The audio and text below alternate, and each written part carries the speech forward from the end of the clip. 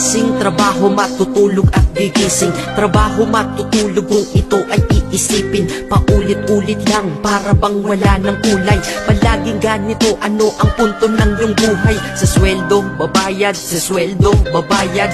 Kakasweldo lang pero ubos ang pera kagad. Ito ba talaga ang binigay na kapalaran? Hindi ka mabubuhay kung hindi mo babayaran. Mahirap pala to, sana maaga kong nalaman. Para kang malayang preso pag di ka anak mayaman. Dahil aking napuna kapag bumiyahe sa umaga. Mga tao sa paligid ko hindi rin maligaya. Tayo ay mga alipin sa moderno na lipunan. Magandang kinabukasan kailangang pag-ipunan. Pero pagkatapos nun, ano ba ang kasunod?